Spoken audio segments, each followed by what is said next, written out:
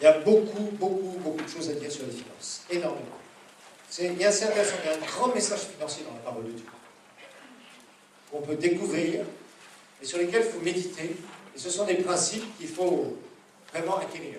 Alors vous qui êtes des expatriés africains, faites gaffe dans les fameux investissements taxi en co. Hein, les gens qui vous appellent de la famille en vous disant « Envoie-moi l'argent, on va faire un taxi, je te donnerai la moitié. » Oui, sauf que le problème, le taxi, il ne va jamais voir le jour. Le jour où tu viendras, 3 mois plus tard, quand tu viendras au pays, le taxi, tu ne le verras jamais. Il aura disparu. Ne vous faites pas rouler avec ça. Je sais que vous êtes énormément sollicités par vos familles. Énormément. Là aussi, mes frères et sœurs, vous devez être équilibrés. Parce qu'on pense qu'en Europe, vous êtes multimillionnaire parce que vous avez touché le sol de l'Europe. Et beaucoup de gens vous sollicitent dans la famille. Là aussi, tu dois avoir une sagesse de dire oui ou de dire non. Hein, faites attention. Parce que je sais que vous êtes beaucoup sollicités. Et j'ai vu beaucoup de familles souffrir à cause de ça. Ils vivent chichement, comme on dit bien ici, c'est-à-dire vraiment trop juste. Et constamment, il y a un moment qui appelle parce qu'il faut 500 €, etc. Mais les gens ne se rendent pas compte. Ils ne se rendent pas compte. Moi, je le vois souvent. Au Congo, en RDC, en 2011, je crois, ils ont envoyé, je ne sais plus combien de milliards, 5 milliards de dollars. Ceux qui vivent à l'extérieur. Dans le Congo, 5 milliards de dollars. C'est une fortune. Ça représente pratiquement un peu moins de 100 $ par personne. Les Congolais qui vivent au pays. C'est une catastrophe. Et les gens qui reçoivent cet argent, de toute façon, ne font qu'une chose, c'est le dépenser. La plupart des projets où ils vous diront « Donne-moi ça, je vais être indépendant financièrement », ça ne marche pas. Parce que celui qui n'est pas capable d'avoir 10 $ dans sa poche, tu lui donnes 5 000 $, il va les bouffer. Il n'y aura plus rien, il n'y aura plus rien. Celui qui ne sait pas manager 10 $ et qui ne les produit pas, si tu donnes 5 000 $, il va tout faire, sauf ce qu'il a dit, pourquoi il t'aura donné. Et tu vas perdre ton argent. Et ça va te blesser quelque part. Il y a même des familles qui font des crédits pour aider la famille à l'extérieur. Il faut apprendre aux gens à arrêter de solliciter de cette façon. Ça, je tiens à vous le dire, parce que ça vous met en danger vous-même ici. Ça vous empêche de prospérer. Et d'autre part, la plupart de vos familles là-bas n'ont appris qu'une chose, c'est à dépenser l'argent que vous leur envoyez. Ils ne font rien avec. Et s'ils ne sont pas capables de faire un truc à 100 $, qui vous demandent 3 000, 4 000, 5 000 €, là, ça va être gaspillé. Donc n'envoyez jamais d'argent pour un véhicule, n'envoyez jamais d'argent pour des soi-disant projets où ils vont faire fortune de cybercafé ou de machin de comme ça ne marche pas. Ils vous diront gentiment, vraiment je suis désolé, etc. Et quand tu feras des enquêtes, la plupart de l'argent que tu auras donné n'aura pas été pour le projet. Ça aura été pour faire autre chose, pour acheter un joli iPhone, et etc. C'est que comme ça. Je sais, je connais bien le problème. Donc soyez stricts, je tiens à vous le dire. Aidez, oui, mais ayez de la sagesse. Si vous n'avez pas de sagesse, vous allez produire ici, et vous allez être obligé d'envoyer plein d'argent au pays. Et ce qui va se produire, c'est que vous allez avoir du mal pour prospérer. D'accord? Donc soyez équilibrés. Aidez, mais aidez intelligemment. Nous, c'est ce qu'on a fait. On a fait ça à l'église, on a fait ça, et on conseille beaucoup les gens comme ça. Par exemple, comme vous me dites, on a un gros problème. C'est des familles qui viennent demander de l'argent parce que c'est la folie. Et les gens ont du mal même à mettre de l'argent de côté, même des gens qui gagnent bien leur vie. Parce que quand tu gagnes bien ta vie, tu as de l'argent. Donc tout le monde pense que tu t'appelles DAB, distributeur automatique de billets. C'est une catastrophe. C'est une catastrophe. Et qu'il y a juste à mettre la carte et on retire l'argent. Et c'est une catastrophe. C'est une catastrophe. Et il faut mettre les gens au point, parce que je sais qu'il y a beaucoup de sollicitations et beaucoup de pression de ce côté-là, et ça vous empêchera de mettre de l'argent de côté ici. Et il faut que vous mettiez de l'argent de côté, il faut prévoir, il faut que vous prévoyez un plan financier. Et on aide selon ses moyens. On n'aide pas n'importe comment, parce que la famille a besoin d'argent. Sinon, on ne va jamais s'en sortir. Ce n'est pas possible. C'est bien la solidarité familiale africaine, mais il faut lui montrer qu'elle a des limites. Il faut vraiment montrer aux gens, attention. Attention, parce que je ne suis pas la vache à lait. Je suis en train de monter, oui, mais tu ne peux pas m'enlever ce que j'ai de l'autre côté. Et il faut, je vous assure, il faut vraiment que vous soyez strict par rapport à ça. Parce que je vois beaucoup de gens qui se mettent en difficulté, et je vois aussi cet argent qui souvent, excusez-moi, mais qui est gaspillé dans les pays. Vraiment gaspillé. Parce que avoir de l'argent qu'on nous a donné, vous savez, l'argent qu'on produit, vous avez remarqué qu'on fait attention pour le dépenser. Vous avez remarqué ça. Par contre, l'argent qu'on nous donne, c'est facile. Ah, on te donne une grosse somme d'argent, qu'est-ce que tu vas faire? Ah, dépenser. Il y a juste une liste à faire avec des prix à côté. Facile, non? Hein, c'est pas du gros travail, ça. Le problème, c'est que tu t'es pas fatigué à gagner cet argent. Par contre, quand tu t'es fatigué à gagner de l'argent et que tu dois le dépenser, là, tu vas réfléchir à 3 fois sur comment tu vas le dépenser. Vous voyez? Et le problème, c'est qu'en envoyant de l'argent n'importe comment, vous êtes en train d'entretenir un vice. Donc, essayez d'être équilibré. Vous envoyez ce qu'il faut, s'il y a vraiment un besoin. Mais je vous dis, les projets bidons, ça, on vous en présentera toujours, qui seront tellement bien ficelés, soi-disant. En fait, ils ne sont jamais ficelés. Ils sont très mal ficelés. Et ils ne sont jamais rentables parce qu'en général, ce sont des choses que les gens ne savent pas manager. Si les gens ne savent pas manager 10 $, ils ne peuvent pas manager 5 000 $. Et ça, vous devez leur dire. Parce que c'est une mentalité. Et la pauvreté, rappelez-vous, est une mentalité. La pauvreté est une mentalité. La pauvreté n'est pas une fatalité. La pauvreté n'est pas attachée à un continent ou à un pays ou à qui que ce soit. Mais la pauvreté est une mentalité. Et si les gens ne sortent pas de la mentalité de la pauvreté, quand vous les aidez inutilement. C'est de l'argent gaspillé que vous aurez gagné au prix de vos efforts. Donc, soyez équilibrés. Ok. Avec cette parenthèse, nous allons jeter un petit coup d'œil sur Marc 11. Et là aussi, bon, c'est l'histoire du figuier, je ne vais pas vous la répéter, je pense que vous avez suffisamment d'enseignements là-dessus. Ce qui m'intéresse ici, c'est de vous montrer, au versets 23 et 24,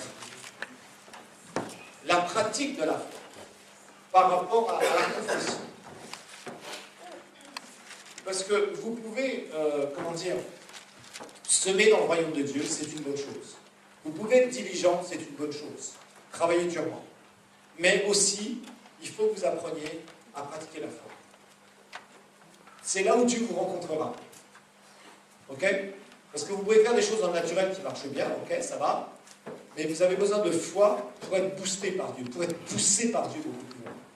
C'est là où les rendez-vous divins vont se faire. C'est là où d'un seul coup, tu vas avoir un contrat qui va descendre que je dirais, dans le naturel, tu n'aurais pas pu avoir. Tu n'étais pas la gamme de ce genre de chef d'entreprise ou même de personne. Parce que d'un seul coup, Dieu va te connecter de la bonne façon. Pourquoi? Parce que tu marches dans la foi. Et il y a quelque chose qui est très important au niveau de vos finances, c'est d'apprendre à confesser les choses. Ok? Jésus dit au verset 23, nous connaissons bien ces versets, je vous le dis, si quelqu'un dit à cette montagne. La montagne, ça peut être la montagne des difficultés financières, peut-être la pauvreté, parce que tu vis vraiment pauvrement. Rien, tu es tout le temps dépendant des autres. Ça, c'est peut-être ta montagne. Ta montagne, c'est peut-être d'être assisté. Et ça, il faut que tu sortes de cette mentalité d'assistable. Il faut vraiment en sortir. Ça, c'est un poison dans ta vie. Parce que si tu commences à t'habituer comme ça, tu as 30 ans passés, ça fait des années que tu vis comme ça, non. Tu dois être indépendant. Tu dois prendre tes responsabilités. Tu dois dire, ça suffit. Moi, je veux être indépendant, je veux être productif, parce que mon Seigneur m'appelle à être productif. Je veux pouvoir louer mon propre endroit, être tranquille, maîtriser mon propre endroit. Vous savez, vivre chez les autres vous posera toujours un problème au niveau spirituel. Et puis, c'est pas bon pour les relations. C'est bien d'être accueilli quelque temps quand tu as des difficultés, mais pas pour l'éternité. Parce que ça veut dire sinon tu restes dans des difficultés. L'accueil est bon, mais l'accueil doit rester l'accueil. Vous savez, comme dans un... L'accueil, c'est un endroit de passage, vous avez remarqué, dans des bureaux, par exemple. L'accueil, c'est juste tu passes, et hop, après, tu vas ailleurs. Tu ne dis pas, je voudrais voir monsieur accueil, parce que monsieur accueil n'existe pas. Vous voyez ce que je veux dire? Vous allez voir telle personne dans tel bureau, et vous passez par l'accueil. C'est un passage qui, parfois, malheureusement, est plus ou moins obligé pour certaines personnes. Mais vous devez acquérir cette mentalité de dire non, je dois être productif, je dois aller de l'avant. Ok? Alors, ça peut être toutes sortes de choses. Ça peut être un travail qui aujourd'hui est frustrant pour toi. Dans le sens où tu as un salaire qui te permet tout juste de joindre les deux bouts, et encore, tu n'y arrives pas, et petit à petit, même tu coules. Ça, c'est un défi pour toi. Chacun de nous pouvons avoir des défis. Tu as peut-être des enfants, tu as peut-être envie de les envoyer dans les meilleures écoles, et ça va te coûter des sous. Mais pour ça, il faut que tu génères plus d'argent. tu as peut-être envie de refaire quelques études, et pour refaire quelques études, ben, il va falloir des sous. Je sais qu'ici, il y a des stages sur stages, et stages, et restages, et des stages, et 50 fois des stages. Mais quand même, il y a des fois des choses que tu dois payer, des formations qui pourraient être extrêmement utiles, qui te permettraient d'aller beaucoup plus haut. Bon, il y a plein de choses comme ça. Ça peut être des défis. Ça peut être un défi de dire, vraiment, je sais que le Seigneur veut que j'ouvre mon entreprise, mais pour l'instant, bah, tu n'as pas encore grand-chose. Ça peut être plein de choses comme ça qui sont devant toi. Ça peut être le défi d'acheter ta maison. Ça peut être le défi. Tout sont des défis. Et tu as besoin d'une intervention divine. Rappelez-vous, là où tout est possible alors, il n'y a pas besoin d'intervention divine. Ne priez pas dans des choses que vous pouvez faire. D'accord ? Par contre, priez là où vous voulez voir un niveau se produire qui est différent, où Dieu doit infuser sa puissance. D'accord ? Et tant que vous pouvez faire une chose, vous la faites. Maintenant, vous sentez qu'il y a certaines barrières et qu'il y a une dimension dans laquelle Dieu vous veut, là, vous avez besoin d'une intervention divine. Et c'est là où Dieu va vous propulser. D'accord ? Donc il faut vraiment être équilibré par rapport à ça, parce qu'il y a souvent des chrétiens qui font des bêtises. Ils utilisent la prière, ça marche pas. Donc tu dis à cette montagne, non pas tu parles de ta montagne, mais tu dis à ce problème, tu dis à ce défi, ôte-toi de là et jette-toi dans la mer. Si il ne doute pas dans son cœur, mais qu'il croit que ce qui y arrive, il le verra s'accomplir. Si ta confession est mauvaise, que tu n'arrêtes pas de te plaindre de ton travail, que tu n'arrêtes pas de te plaindre de ton salaire, que tu n'arrêtes pas de te plaindre que tu n'y arrives pas, que les fins de mois c'est dur, etc., tu as une mauvaise confession. Et il faut que tu apprennes à changer tes paroles. Il va falloir que tu apprennes à parler le meilleur sur ta vie. Merci Seigneur parce que tu as un bien meilleur boulot pour moi, Seigneur. Merci Seigneur parce que tu as une promotion pour moi. Je ne sais pas de quoi elle va venir, Seigneur, mais je sais qu'elle est dans le coin. Vous voyez ? Pourquoi ? Parce que quand tu sèmes tes finances dans le royaume de Dieu, tu as un terrain pour accrocher ta foi. Ça, il faut le comprendre. La foi s'accroche sur l'obéissance. Okay ? Elle vient de la parole, mais il faut l'accrocher sur l'obéissance. Et quand tu sèmes dans le royaume de Dieu, tu as un terrain pour venir auprès de ton Père en disant « Père, moi je veux avancer dans mes finances. » Et Dieu veut que tu avances dans tes finances. C'est sa volonté, que tu prospères à tous égards. Et là, tu as un terrain pour accrocher ta foi quelque part. C'est pour ça que je vous dis, les finances, c'est pas seulement dire soit de donner, ou soit de prier, ou soit de bien travailler, etc. C'est tout un ensemble de choses. Si tu veux prospérer, ça va être tout un ensemble de choses. Il va falloir que tu changes tes mentalités, il va falloir que tu aies des idées créatrices. Et il va falloir que tu marches dans l'excellence. Et d'un seul coup, il y a quelque chose qui va venir sur toi, ça s'appelle la faveur de Dieu. Et là, tu vas continuer à confesser, à parler ta foi. Parce que si tu ne parles pas la foi prophétise le futur de nos vies. Vous savez, il y a beaucoup de gens qui veulent recevoir des paroles. Le Seigneur te dit, ok, c'est bien. Mais la majorité des choses qui vont se produire dans ta vie, c'est ce que tu vas proclamer avec ta bouche aujourd'hui, ça se produira demain. Et je vais te donner aussi une nouvelle qui est catastrophique pour toi, et tu vas l'apprendre. Si tu n'es pas content de ce que tu vis aujourd'hui, sache, c'est ce que tu as parlé hier. La dimension dans laquelle tu es aujourd'hui, c'est ce que tu as dit hier. Hier, vous comprenez ce que ça veut dire hier, il y a 24 heures. Ah, c'est exactement ça. Rappelez-vous ce que Proverbe 18, 21 nous dit. La mort et la vie sont au pouvoir de la mort. Il y a des fruits de ce que tu dis avec ta bouche. Si tu es tout le temps en train de confesser les problèmes, les ennuis, les machins, les trucs, ben c'est ce que tu vas vivre demain encore. C'est pour ça que la plupart du temps, les vies spirituelles sont statiques. Pourquoi ? Parce que les gens ne sont pas dans des visions, ne sont pas inspirés dans des visions, et ils ne parlent pas. Ils ne parlent pas leur futur. Parle ton futur. Parle ta promotion. Parle ton entreprise. Elle va venir à la réalité. Parle la bénédiction, parle les gros contrats. Parle la dimension dans laquelle tu veux que les choses se produisent. Et tu vas les voir se réaliser. Parce que ça, c'est la foi. La foi, c'est de parler avec la conviction. Une conviction spirituelle. Ce que tu as au plus profond de ton cœur, tu parles des choses comme si elles étaient. Maintenant, si tu es tout le temps en train de parler des plaintes et des problèmes, tu es en train d'enchaîner ta vie sur les problèmes et les plaintes. Si tu parles de la conjoncture économique, Non, tu ne dois pas vivre selon le standard de l'économie. Tu es un ambassadeur, tu dois vivre selon le standard du royaume. C'est comme ça que ça fonctionne. Par exemple, nous avons l'ambassade des États-Unis au Burundi. C'est un petit morceau d'Amérique qu'ils ont construit, ils en ont fait une toute neuve. Par contre, quand vous allez dans l'ambassade du Burundi au Canada, vous revenez au Burundi. Ah oui, parce qu'on vit selon le standard, l'ambassadeur vit selon le standard du pays. C'est pas les mêmes salaires, c'est pas les mêmes locaux, c'est pas les mêmes voitures. Pourquoi? Parce que l'ambassadeur vit selon les standards de quoi? De son pays. D'accord? Donc il faut apprendre à vivre selon les standards du royaume. Et ça, c'est quelque chose qu'il faut que vous connaissiez. De l'argent, il y en a. De l'argent, il y en a. Il y en a dans tous les pays de l'argent. Mais pas des jours. Même les pays les plus pauvres, il y a de l'argent. Un jour, je me baladais dans les rues de Bujumbura avec un prédicateur et il avait une difficulté pour son église financière. Il me disait, oui, il n'y a pas d'argent, tout ça. Je lui ai dit, viens, je vais te montrer où il y a de l'argent. On s'est promené dans les rues, je lui ai dit, tu vois, ce bâtiment-là, ça appartient à un commerçant. Il y a de l'argent. Et là, regarde, ça c'est un autre. Il y a de l'argent là. Et là, il y a de l'argent. Et puis à la fin, il m'a dit, ben oui, il y a de l'argent ici. Et dans tous les pays, il y a de l'argent. Dans tous les pays, il y a des richesses. Maintenant, tout dépend dans les mains de qui c'est. Mais oui. Savoir drainer les finances vers tes mains. Ça, il faut que tu saches le faire. Ça s'apprend. C'est pas du vol, c'est du détournement. Divin. Soyons clairs. Soyons clairs. Donc, il faut l'apprendre. Toi, tu as l'avantage par rapport aux païens d'avoir la puissance de Dieu à ta disposition.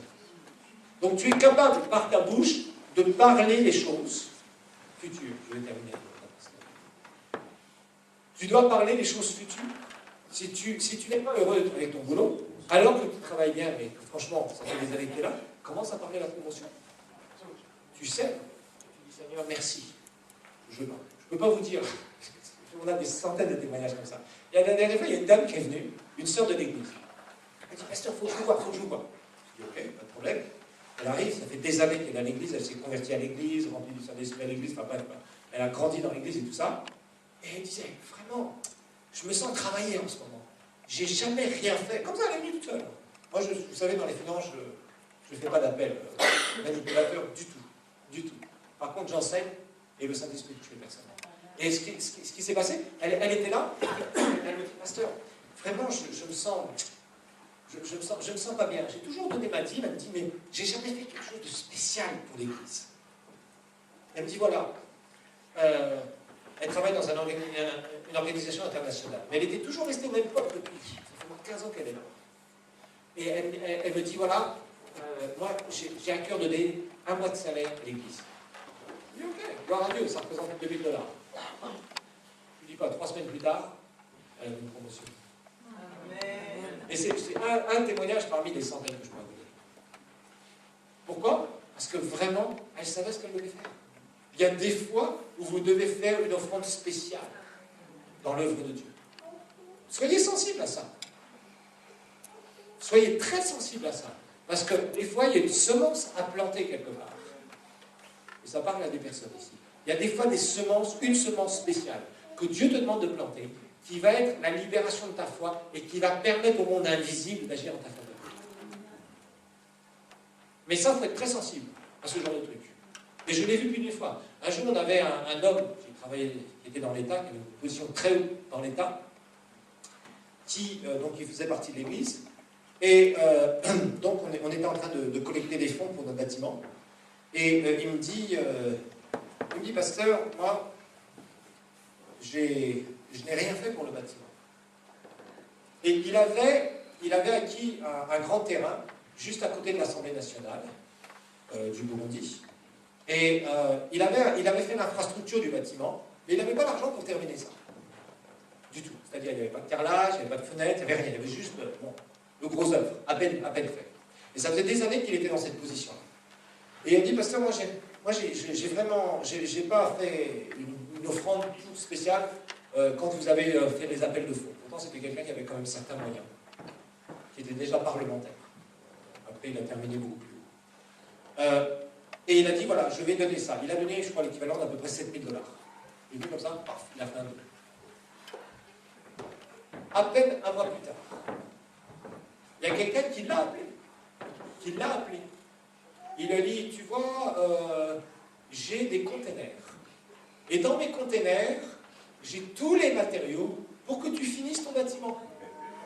Mais attendez, il lui dit ça comme ça. Il dit ça comme ça. Il n'avait pas cherché, le gars. C'est lui qui est venu le chercher. Il a dit, j'ai exactement tout ce qu'il te faut. Le carrelage, tout, les interrupteurs, tout, A jusqu'à Z. On dit, oh, c'est bien.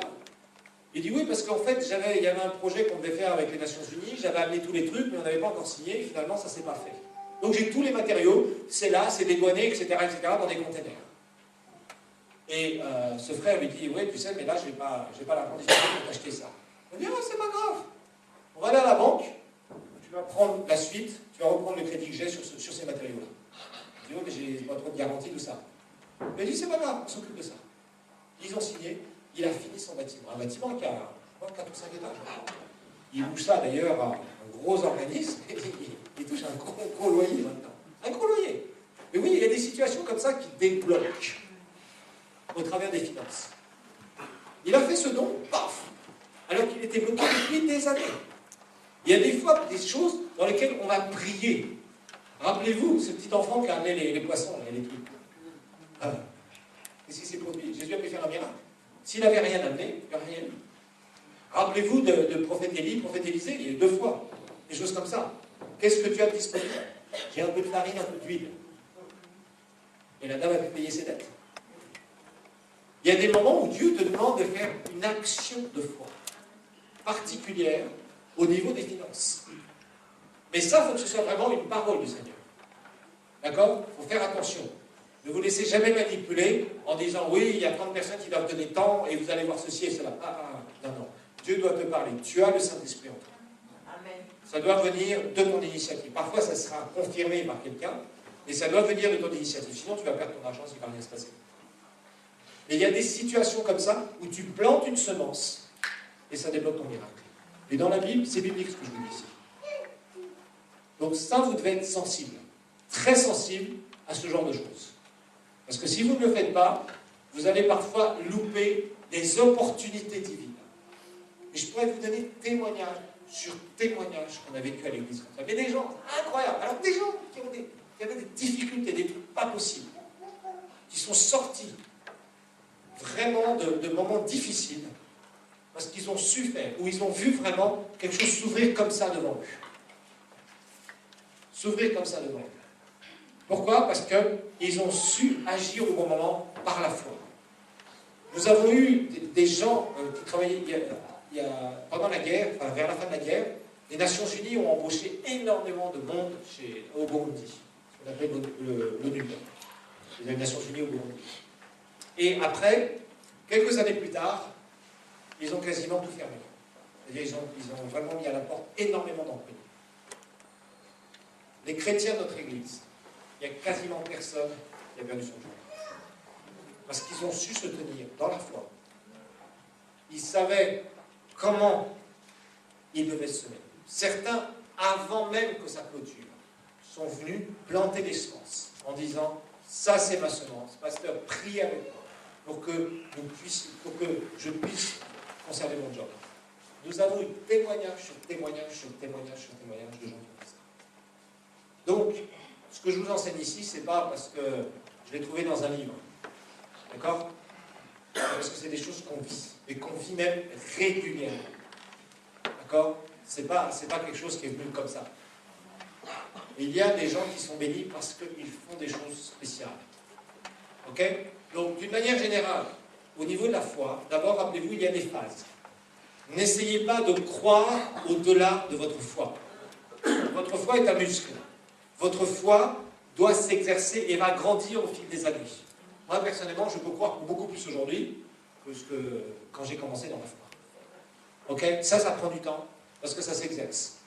Donc, n'essayez pas de dire, voilà, aujourd'hui j'en suis là, demain je vais être là et je vais le parler. Ça ne marchera pas. Vous allez vous planter. Apprenez à motiver votre foi et à voir les résultats, les premiers résultats. et vous allez découvrir que ça marche. Je pensais à un pasteur qu'on a formé à l'Institut biblique à Libem, et ce pasteur a démarré une église dans un autre quartier, et puis un jour il a témoigné à l'église, parce que on l'a redonné. Il a dit, il n'est pas de notre... C'était pas un pasteur El Shaddai, mais il a fait la formation à Libem, il voulait qu'on leur donne, et il disait vraiment, ce que j'ai appris dans la foi, je l'ai mis en pratique, et j'ai vu que ça marche. Il était tout content parce qu'il voyait que son église tournait financièrement, parce que la plupart des églises ne tournent pas financièrement. Vous voyez, donc, appliquer ces principes. Donc, il y a des phases. Il faut que tu marches selon ton niveau de foi. Parce que la foi, ça fonctionne par niveau. Ok? Donc, tu apprends à exercer ta foi par rapport à là où tu apprends à accrocher ta foi. Là où tu en es. Ok? Démarre là où tu en es. Tu pries pour des augmentations, par exemple. Fais-le, ça c'est bon. Et accroche ta foi par rapport à ça, par rapport à là où tu es capable. Prie pour une promotion et tu verras selon ta foi. Mais sois sensible au Saint-Esprit. Ok? Donc tu parles le résultat. Ça c'est la foi. Mais tu es aussi sensible si Dieu te dit de faire quelque chose. Apprends à obéir. Si Dieu te dit de planter une semence spéciale quelque part dans l'œuvre de Dieu, fais-le. Et tu vas voir un résultat. Mais il faut que tu sois sensible au Saint-Esprit. D'accord? Ça c'est vraiment une école. C'est une école. Et c'est là où tu vas monter de gloire en gloire et de victoire en victoire. Donc, vous voyez, les finances, c'est comme ça. Les finances, il ne faut pas espérer que du jour au lendemain tout change, parce que ça, c'est les escrocs qui vous diront ça. Ok? Ils vous diront de donner 1000 et demain vous avez 10 000. Vous n'aurez jamais 10 000, vous aurez 1000 en moins. D'accord? Par contre, vous devez comprendre qu'il y a tout un ensemble de principes divins pour prospérer. Et on en a vu un certain nombre. Il y a beaucoup de choses à dire là-dessus. Je vais clôturer maintenant sur ce sujet. Ce fait un plaisir de vous enseigner, parce que je vois que vous avez soif et que vous voulez avancer avec le Seigneur. Et je vous dis merci Seigneur pour cela. Donc continuez vraiment à chercher la parole, à passer du temps. Je vous ai dit, il n'y a pas de grand secret à part ça. C'est-à-dire, il faut passer du temps dans la parole, il faut être instruit, il faut s'ouvrir, il faut vouloir changer, il faut se dire non, je ne suis pas d'accord avec cette dimension-là, j'en veux une autre, etc. Dans tous les domaines. Faites ça. Soyez des creuseurs qui cherchent des filons d'or. Et vous allez trouver ces filons d'or, vous allez trouver les diamants spirituels. Et vous allez vraiment être enrichi à tous égards, comme dit la parole de Dieu, spirituellement, relationnellement, financièrement, dans tous les domaines, dans tout ce que vous faites. Amen? Amen. Donc ça, c'est important. Donc voilà, c'est l'instruction. On va se lever maintenant, et on va prier ensemble. Et puis, je crois que c'est la base.